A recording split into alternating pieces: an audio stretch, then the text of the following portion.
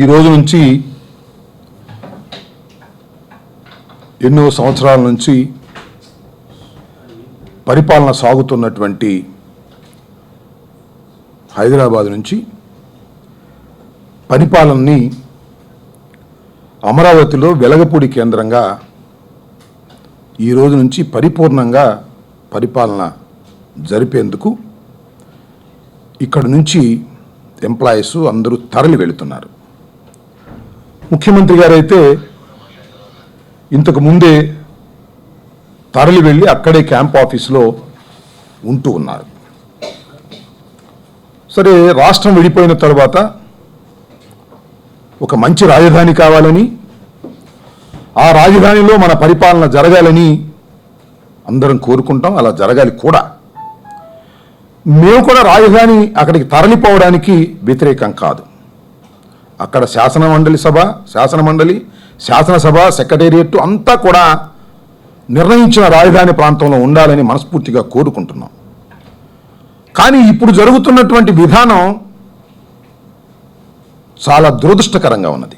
అదేమిటంటే 10 సంవత్సరాల పాటు ఉమ్మడి రాష్ట్రంలో హైదరాబాదులో రాజధానిగా ఉండేటటువంటి అవకాశాన్ని కేంద్ర ప్రభుత్వం విభజన బిల్లులో మనకు అవకాశం ఇచ్చింది. అందువలన 10 సంవత్సరాలు ఇక్కడే మనం ఉండవలసిన అవసరం లేదు. ఈ 10 సంవత్సరాల్లో ఎంత త్వరితగతిన పూర్తయితే అంత త్వరితగతిన అన్ని వసతులు ఏర్పాటు చేసుకున్న రాజధానికి వెళ్ళిపోవాలి. కానీ అక్కడ అరకొర వసతులు, ఏది కూడా పర్మనెంట్గా, ఒక గోడ కూడా పర్మనెంట్గా కట్టల. తాత్కాలికమైన సెక్రటేరియట్, తాత్కాలికమైన శాసన మండలి, తాత్కాలికమైన శాసనసభ ఏర్పాటు చేసి తాత్కాలికమైన దానికి ఇంత హడావుడిగా ఎందుకు చంద్రబాబు నాయుడు గారు వెళుతున్నారు అని చెప్పడానికి దీని వెనుక జరుగుతున్నటువంటి తతంగం చూస్తే కొద్దిగా బాధేస్తుంది. అదేమిటంటే, ఇక్కడ హైదరాబాదులో ఉమ్మడి రాజధానిలో చంద్రబాబు నాయుడు గారు ఇక్కడ సెక్రటేరియట్లో జీవోలు ఇష్యూ చేసినా, ఆర్డర్లు ఇష్యూ చేసినా, డబ్బులు ఖర్చు పెట్టినా, ఏదైనా నేరం జరిగితే అది ఇక్కడ ఉన్నటువంటి పోలీస్ డిపార్ట్మెంట్ వారు, ఇక్కడ ఉన్నటువంటి డీజీపీ వారు, ఇక్కడ ఉన్నటువంటి సిఐడి వారు, వారి పరిధిలోకే విచారణ వస్తున్నది. అందువల్ల ఇక్కడ జరగడానికి వీల్లేదు. అన్నీ కూడా హడావుడిగా వెళ్ళి అక్కడే జరుపుకోవాలి. ఎందుకనంటే చంద్రబాబు నాయుడు గారు ప్రతి జీవోలోనూ వైట్ కాలర్ క్రైమ్ చేస్తున్నాడు, డబ్బులు దండుకునేటటువంటి కార్యక్రమం చేస్తున్నాడు. ప్రతి జీవోలో, ప్రతి ప్రాజెక్టులో, ప్రతి కార్యక్రమంలో, ప్రతి సంతకంలో అవినీతికి పాల్పడుతున్నటువంటి చంద్రబాబు నాయుడు గారు హైదరాబాదులో ఉండి ఈ కార్యక్రమాలు చేస్తే తన ఆధీనంలో లేనటువంటి పోలీసు వ్యవస్థ తను మేనేజ్ చేయలేడు. కాబట్టి తను మేనేజ్ చేసుకోగలిగినటువంటి పోలీసు వ్యవస్థ విజయవాడలో ఉన్నది. కాబట్టి అక్కడికి తరలి వెళ్ళాలనేటువంటి తాపత్రయం మినహా ప్రజలకు అందుబాటులో రాజధానిని తీసుకువెళ్లాలని చిత్తశుద్ధి ఏ కోశాన చంద్రబాబు నాయుడు గారికి లేదు అని మాత్రమే ఈ సందర్భంగా చెప్పదలుచుకున్నాం. మంచిదే, అన్ని వసతులు ఏర్పాటు చేసుకొని రాజధానికి తరలి వెళ్ళాలి మనం.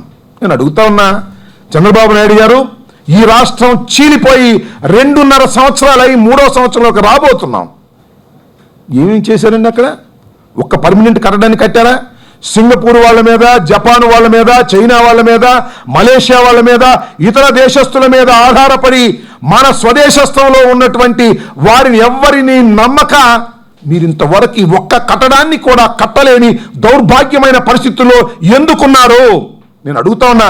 2 సంవత్సరాల్లో పర్మనెంట్ స్ట్రక్చర్ చేయగలిగినటువంటి శక్తి, సామర్థ్యం ఈ రోజుల్లో ఉంటే 2.5 సంవత్సరాల్లో ఏమాత్రమూ నిర్మాణం జరగకోకుండా అన్ని తాత్కాలికమైన కార్యక్రమాలు చేసి తరలి వెళుతున్నటువంటి దృశ్యాలు చూస్తుంటే బాధ కలుగుతా ఉన్నది. కేవలం స్వార్థపూరితంగా తాను చేస్తున్నటువంటి అన్యాయాలు, అక్రమాలు, అవినీతి బయటపడకోకుండా ముసుగు వేసుకోవడం కోసమే చంద్రబాబు నాయుడు గారు విజయవాడకు తరలి వెళుతున్నారు. అక్కడ ఏ విధమైన వస్తువులు లేకోకుండా కూడా ఈ కార్యక్రమం చేస్తున్నారు. ఈ ఉద్దేశాన్ని దయచేసి ప్రజలు గమనించమని మనవి చేస్తున్నాం. మంచిదే, రాజధాని దగ్గరలో ఉండి ప్రజలకు అందుబాటులో ఉండి చేసుకుంటే వస్తువులన్నీ ఉంటే మంచిదే. కానీ ఉద్దేశపూర్వకంగా వస్తువులు కల్పించుకోకుండా ఈ విధమైనటువంటి పరిస్థితికి తీసుకురావడం చాలా బాధాకరమైనటువంటి విషయం. ఎందుకంటే ఇక్కడ ఏదన్నా జియో ఇష్యూ చేస్తే ఏసీబీ తెలంగాణ వారి ఎంక్వైరీలో ఉంటుంది, డిఐజీకి ఉంటారు, పోలీస్ వ్యవస్థ వారి చేతుల్లో ఉంటుంది. అక్కడైతే ఆయనకు కావాల్సిన డీజీపీ గారు, ఆయనకు కావాల్సిన ఏసీబీ వారు, ఆయనకు కావాల్సిన సిఐడి వారు ఉంటారు. ఆయన ఏం చెప్తే అది చేస్తారు. ఇది ఇవాళ జరుగుతున్నటువంటి కార్యక్రమం. దీన్ని దయచేసి ప్రజలు గమనించాలని ఈ సందర్భంగా కోరుతున్నాం.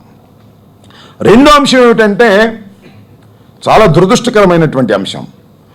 భూసేకరణ కానీ ప్రత్యేక హోదా కానీ వీటికి వ్యతిరేకంగా ప్రతిపక్షాలు కానీ ప్రజా సంఘాలు కానీ ఉద్యమాలు చేస్తే ఆ ఉద్యమాలను అణిచివేస్తున్నారు. ఓ చట్టబద్ధంగా అణిచివేస్తే పర్వాలేదు, చట్టబద్ధంగా యాక్షన్ తీసుకుంటే పర్వాలేదు. దురదృష్టం ఏమిటంటే చంద్రబాబు నాయుడు గారు ఈ మధ్యన కలెక్టర్లు ఐపీఎస్ల యొక్క మీటింగ్లో ఆయన చెబుతున్నటువంటి ధోరణి, ఆయన ఆదేశించినటువంటి ధోరణి చూస్తుంటే ఎక్కడున్నాం మనం? నిజంగా ప్రజాస్వామ్య దేశంలో ఉన్నామా, లేక ఒక డిక్టేటర్షిప్ జరుగుతున్నటువంటి పాలనలో మనం ఉన్నామా అనేది అర్థం కావడం లేదు. ఎందుకంటే ప్రివెంటివ్ డిటెక్షన్ యాక్ట్ని అప్లై చేయమంటుంది. ఎవరి మీద అప్లై చేయాలి? ఇది ఎవరి మీద అప్లై చేయటం కోసం ఈ యాక్ట్ ఉద్భవించింది? ప్రివెంటివ్ డిటెక్షన్ యాక్ట్ ఖచ్చితంగా ఎవరి మీద పెడతారంటే నాకు తెలిసినంత వరకు dangerous activities of bootleggers, dacoits, drug offenders, goondas, immoral traffic offenders, వీళ్ళని కంట్రోల్ చేయటం కోసం ప్రివెంటివ్ డిటెన్షన్ యాక్ట్ వస్తే అది రాజకీయ నాయకుల మీద ప్రవేశపెడతారా? ప్రత్యేక హోదా కోసం ఉద్యమిస్తున్నటువంటి ప్రతిపక్షాల మీద, లేదా భూసేకరణ అన్యాయంగా అక్రమంగా జరుగుతూ ఉంటే దాన్ని ఎదుర్కొంటున్నటువంటి ప్రతిపక్షాల మీద ఇలాంటి యాక్టును పెట్టి అణచివేసి పోలీసు రాజ్యం చేయాలని అనుకుంటున్నారు. ఈ రాష్ట్రంలో తోటాల రాజ్యం, పోలీసు రాజ్యాన్ని అడ్డం పెట్టుకొని చంద్రబాబు నాయుడు గారు పరిపాలన చేయాలని ప్రయత్నం చేస్తే తప్పనిసరిగా ప్రజలు తరిమి కొట్టేటటువంటి పరిస్థితి వస్తుందనే విషయాన్ని దయచేసి మర్చిపోవద్దని మనం చేస్తున్నాం. మిత్రులు, సిపిఎం రాష్ట్ర కార్యదర్శిగా ఉన్నటువంటి మధు గారు ఒకానొక సందర్భంలో మొన్న భీమవరం వెళ్ళి అక్కడ ఆక్వా ఫుడ్ పార్క్ బాధితులకు సహాయంగా వెళ్ళి ఉద్యమం చేయడానికి ప్రయత్నం చేస్తే ఒక ప్రతిపక్షానికి చెందినటువంటి పార్లమెంటు మాజీ సభ్యుడిని ఎంత దారుణంగా వ్యవహరిస్తారండి? ఈ ప్రజాస్వామ్య దేశంలో గూండాలను వ్యవహరించినట్టుగానో లేదా క్రిమినల్స్ మీద అటాక్ చేసినట్టుగానో మీరు పోలీస్ వ్యవస్థను ఉపయోగించి ఒక మాజీ పార్లమెంట్ సభ్యుడిని అమానుషంగా అరెస్ట్ చేసి నిర్బంధించి జైలు పాలు చేస్తారు. నిన్న చంద్రబాబు నాయుడు గారు తిరుపతి వచ్చారట. అక్కడ గాంధీ జయంతి సందర్భంగా గాంధీ గారి విగ్రహానికి పూలమాల వేయడానికి వచ్చారట. ఆయన తిరుపతి వస్తే చాలు వైఎస్ఆర్ కాంగ్రెస్ పార్టీకి చెందినటువంటి నాయకులందరినీ అరెస్ట్ చేసే కార్యక్రమం. మా చెవిరెడ్డి భాస్కర్ రెడ్డి గారిని నిన్న నేను ఫోన్ చేస్తే నిర్బంధంలో ఉన్నాడు, హౌస్ అరెస్ట్ చేశారు. అంటే చంద్రబాబు నాయుడు గారు ఎక్కడ టూర్కు వెళ్ళినా ముందుగానే ప్రతిపక్ష నాయకుల్ని అందరినీ అరెస్ట్ చేస్తారు. ఆ వెంకయ్య నాయుడు గారికి ఈ మధ్యన సన్మానాలు చేస్తున్నారు. ఆయన సన్మానం అనగానే ముందు ఊళ్ళో ఉన్నటువంటి ప్రతిపక్ష నాయకులన్నీ అరెస్ట్ చేస్తారు, ఆయనకి దండలేస్తారు. ఇదేనా సన్మానం? నేను అడుగుతా ఉన్నా. ఈ ప్రజాస్వామ్య దేశంలో ఎవరి కోసమో దుర్మార్గుల కోసం ఏర్పాటు చేసినటువంటి చట్టాలను తీసుకొచ్చి వైఎస్ఆర్ కాంగ్రెస్ పార్టీ మీద, మిగతా ప్రధాన ప్రతిపక్షాల మీద లేదా ప్రజా సంఘాల మీద ఉపయోగించి అణచాలని చంద్రబాబు నాయుడు గారు ప్రయత్నం చేస్తుంటే ఖచ్చితంగా దీనికి మూల్యం చెల్లించవలసినటువంటి అవసరం ఉంటుంది చంద్రబాబు నాయుడు గారు అని మనం చేస్తున్నాం. అంతేకాదు, సరే సహజంగా డీజీపీలు కానీ ఐపీఎస్ వారు కానీ ఐఏఎస్ వారు కానీ ప్రభుత్వం అభివృద్ధి కార్యక్రమాలు చేస్తున్నప్పుడు దానికి సహకరించవలసిందే, ముఖ్యమంత్రి గారి మాట వినవలసిందే. కానీ నేను మనవి చేస్తున్నా, ప్రభుత్వాలు శాశ్వతం కాదు, చంద్రబాబు నాయుడు గారు శాశ్వతం కాదు. ఐపీఎస్ ఐఏఎస్ ఆఫీసర్లు రిటైర్ అయ్యేంత వరకు కూడా ప్రజాసేవ చేయటానికి మీ జీతాలు తీసుకొని మీరు చట్టబద్ధంగా వ్యవహరిస్తారు. చట్టానికి వ్యతిరేకంగా చంద్రబాబు నాయుడు గారు ఏది చెబితే అది చెయ్యాలి అనుకునేటటువంటి ఐపీఎస్ ఆఫీసర్లు కానీ ఐఏఎస్ ఆఫీసర్లు కానీ దయచేసి ఆలోచించుకోమని మనం చేస్తున్నాం. వారు శాతం తక్కువే ఉన్నారు, కానీ ఆ తక్కువ ఉన్న వాళ్ళు ఎక్కడున్నారంటే ఫోకల్ పాయింట్స్లో వేశారు చంద్రబాబు నాయుడు గారు. ఎవరైతే ఐపీఎస్ ఆఫీసర్లు, ఎవరైతే ఐఏఎస్ ఆఫీసర్లు రూల్స్కు వ్యతిరేకంగా చంద్రబాబు నాయుడు గారు చెబితే చేయడానికి సిద్ధపడతారు అనుకున్నటువంటి ఐఏఎస్ ఐపీఎస్ ఆఫీసర్లు కొద్ది మందిని కూడా తీసుకొచ్చి ఫోకల్ పాయింట్స్లో వేసి ఎవరిని పడితే వాళ్ళని అరెస్ట్ చేయమంటారు. రాంబాబు గారిని అరెస్ట్ చేయమంటారు, కరుణాకర్ రెడ్డి గారిని అరెస్ట్ చేయమంటారు. నేరం జరిగినా జరగకపోయినా, సంబంధం ఉన్నా లేకపోయినా అణిచివేయాలనేటువంటి ప్రయత్నంతో ఇవాళ పోలీసు వ్యవస్థని అడ్డం పెట్టుకొని చంద్రబాబు నాయుడు గారు పరిపాలన కొనసాగిస్తున్నారు. ఇది సరైనటువంటి విధానం కాదని మనం చేస్తున్నాం. మీ పోలీసు వ్యవస్థ ఉన్నది ఎందుకు? పోలీసు వ్యవస్థ ఉన్నది శాంతి భద్రతలు కాపాడటానికి, ఈ రాష్ట్రంలో ఈ దేశంలో క్రిమినల్స్ని అణచివేయటానికి. ఏదైనా ఒక కార్యక్రమం దౌర్జన్యంగా జరుగుతుంటే దాన్ని అడ్డుకోవడానికి, ప్రజాస్వామ్య పద్ధతుల్లో ఉద్యమాలు జరుగుతుంటే ఆ ఉద్యమాలను పోలీసు ద్వారా అణిచేయడం కాదు చేయవలసింది ప్రభుత్వాలు. ఆ ఉద్యమానికి కారణాలు ఏమిటి విశ్లేషించుకోవాలా. ప్రత్యేక హోదా గురించి ఉద్యమం చేస్తుంటే ప్రత్యేక హోదా మీరు ఇచ్చినటువంటిదే కదా మేము చేస్తున్నది. మేమన్నా కొత్తగా చేసి మేము డిమాండ్ చేస్తున్నామా? దాని మీద మీరు పోలీసు వ్యవస్థను ఉపయోగించి అణిచివేయాలనే ప్రయత్నం చేయడం సమంజసమైనటువంటి విషయమైనా చంద్రబాబు నాయుడు గారని అడుగుతా ఉన్నా. అంతేకాదు, దానికి సహకరిస్తున్నటువంటి పోలీసు వారిని కూడా నేను అడుగుతా ఉన్నా, హెచ్చరిస్తా ఉన్నా. చంద్రబాబు శాశ్వతం కాదు. ఈ రోజుకైనా చంద్రబాబు నాయుడు గారు ప్రతిపక్షంలోకి రావాలి. అధికారం ఎవరికీ శాశ్వతం కాదు. ఎన్టీ రామారావు గారు లాంటి లెజెండ్ పర్సనాలిటీ చిత్తుగా ఓడిపోయినటువంటి సందర్భాలు ఉన్నాయి. ఇందిరాగాంధీ గారు లాంటి వారు ఓడిపోయినటువంటి సందర్భాలు ఉన్నాయి. అంతదాకా ఎందుకు, చంద్రబాబు సహితం చిత్తుగా ఓడిపోయి సందర్భాలు ఉన్నాయి. 10 సంవత్సరాల పాటు శాసనసభలో అపోజిషన్ లీడర్గా ఉండవలసిన పరిస్థితి ఏర్పడింది. దయచేసి మర్చిపోవద్దని చెప్తున్నా. అధికారులకు మీ అందరికీ మనవి చేస్తున్నా, చట్ట ప్రకారం వ్యవహరించే పద్ధతుల్లో ఉండండి, ప్రభుత్వాలకు సలహాలు ఇవ్వండి అని ఈ సందర్భంగా వారికి మనవి చేస్తున్నా. అంతేకాదు, చంద్రబాబు నాయుడు గారు ఈ మధ్యన దండయాత్రలు చేస్తున్నారు.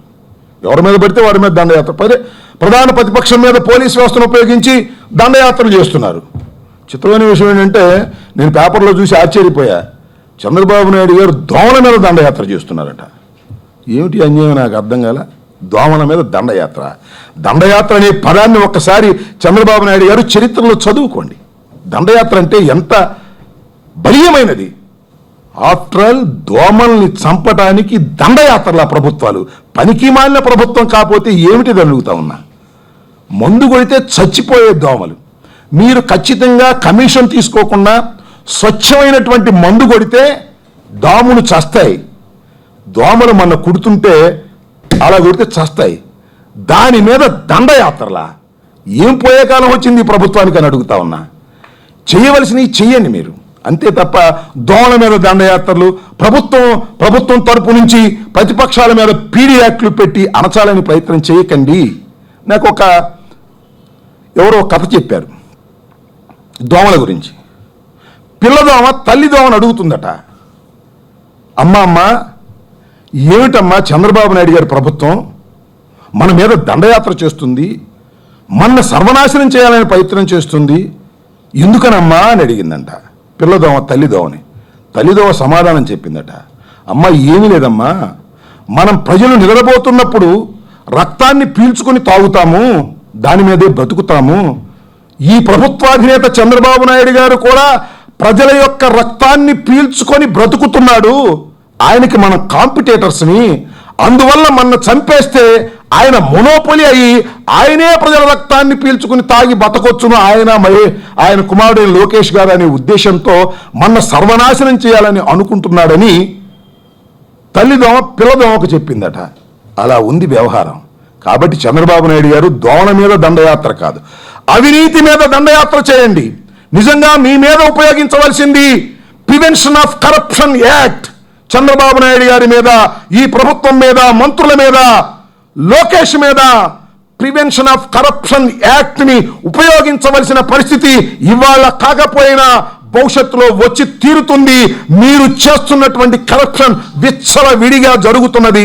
ఇవాళ మీ ప్రభుత్వం ఉంది, మీ అధికారులు ఉన్నారు, మీ మాటకు ఎదురు చెప్పనటువంటి ఐఏఎస్ ఐపీఎస్ ఆఫీసర్లని కీలకమైనటువంటి ఫోకల్ పాయింట్స్ లో వేసుకున్నారు. కాబట్టి వాళ్ళు ధర్మంగా వ్యవహరించడం లేదు. కానీ మరొక రోజు వస్తుంది, ధర్మంగా వ్యవహరించే రోజు వస్తుంది. ఆ రోజున ప్రివెన్షన్ ఆఫ్ కరప్షన్ యాక్ట్ని మీ మీద పెట్టవలసినటువంటి పరిస్థితి కూడా వస్తుంది. జాగ్రత్తగా గుర్తుపెట్టుకోమని మనం చేస్తున్నా. చట్టాలు మీ చేతిలో ఉన్నాయి కదా అని ప్రతిపక్షాల మీద చట్టాలను ఉపయోగించి అణిచివేయడానికి ప్రయత్నం చేస్తే అంత తేలిగ్గా అణిచిపోవడానికి అణచటానికి మీకు చేతనవదనే విషయాన్ని చరిత్ర ఒక్కసారి వెనక్కు వెళ్ళి చూసుకోండి. చంద్రబాబు నాయుడు గారు ఎంత అణచాలని ప్రయత్నం చేస్తే అంత ఉవ్వెత్తున ఉద్యమాలు పైకి వస్తాయి తప్ప అణిచివేతకు గురి అయి తప్పుదోవ పట్టవనే వాస్తవాన్ని గమనించండి. చరిత్ర ఒక్కసారి చదువుకోండి. చంద్రబాబు నాయుడు గారు దయచేసి ప్రివెంటివ్ డిటెన్షన్ అలాంటివన్నీ ఉపయోగించి వైఎస్ఆర్ కాంగ్రెస్ పార్టీనో ప్రజా సంఘాలను ఉద్యమకారుల్లో అణచాలని ప్రయత్నం చేస్తే వికటిస్తుంది, జాగ్రత్త అని ఈ ప్రభుత్వానికి హెచ్చరించదలుచుకున్నాం.